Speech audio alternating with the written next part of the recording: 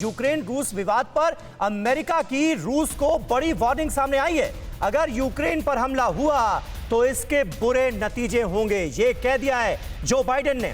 हमला करने पर रूस को झेलना होगा आर्थिक प्रतिबंध, ये कड़ा रुख अमेरिका का सामने आया है। युद्ध की स्थिति में रूस पर यूएस लगाएगा आर्थिक पाबंदियां।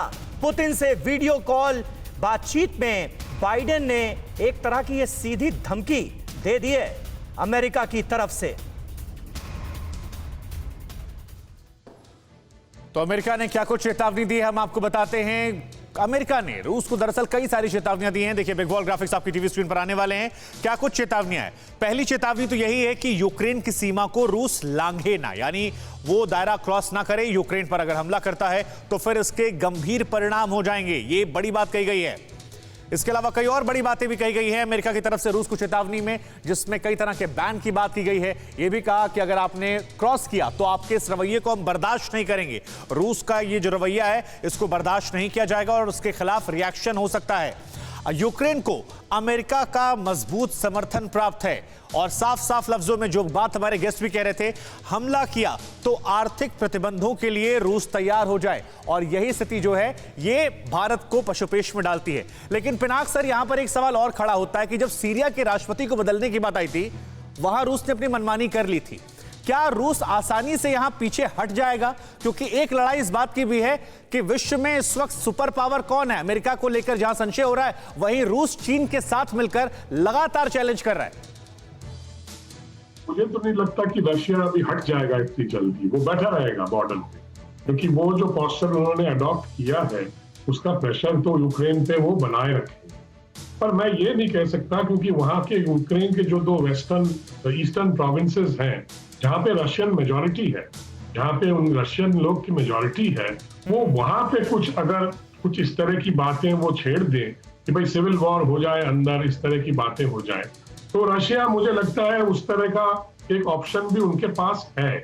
तो अगर उस तरह से करें तो रशिया कहेगा कि देखिए हम तो बॉर्डर से अंदर नहीं गए, हमारी फौज तो यहीं बैठी है। पर उनके जो कोवर्ट एक्शंस है वो हो सकता है और उससे खलबली मच सकती है यूक्रेन में। और वो पहले भी उन्होंने किया था, जैसे क्राइमिया में पहले उन्होंने जो फोर्सेस जो भेजे थे, जो कोवर्ट फोर्सेस वगैरह, तो इस तरह का माहौल हो सकता है।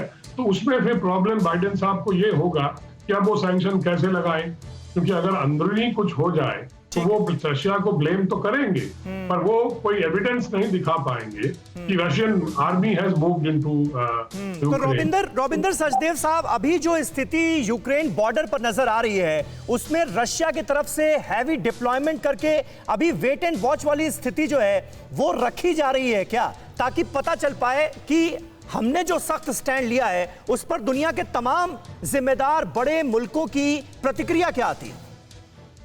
बिल्कुल ये किया जा रहा है। और अभी जो वैसे पहले स्पीकर बात कह रहे थे, यूक्रेन तो बल्कि इस समय कह रहा है अमेरिका को, आप सैंक्शंस बाद में लगाओगे, क्या फायदा जब रशिया आकर के हमें ऑक्यूपाई करेगा। तो यूक्रेन कह रहा है सैंक्शंस अभी लगाओ। ओके, तो ये हालात चल रहे हैं, ये इस तरह टेंशंस चल रही हैं। सैंक्शंस अलग अलग लग सकती है, बट बेसिकली ये इस सिचुएशन में देखा जाए रशिया अपना इसको एक अच्छा खासा हक मानता है, एक तरह से आप कहें, और एब्सोल्युटली अंडरबेली है, जुड़ी हुई है। और ये तो नेटो की एक्सपेंशनिज्म है। हम चाइनीज एक्सपेंशनिज्म की बात करते हैं, ये तो अमेरिकन एक्सपेंशनिज्म भी है। देखिए रियलिटी है दुनिया की।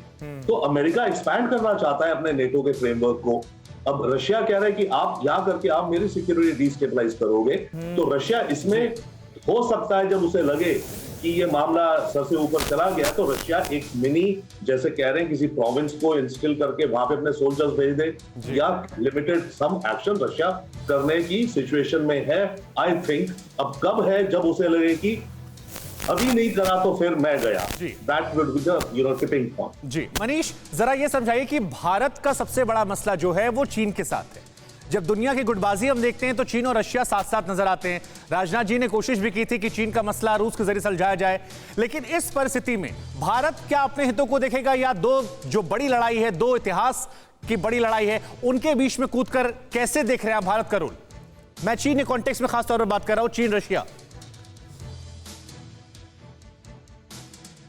सभी सुपर पावर यही नारा देते हैं कि अगर आप हमारे साथ नहीं है तो आप हमारे खिलाफ हैं।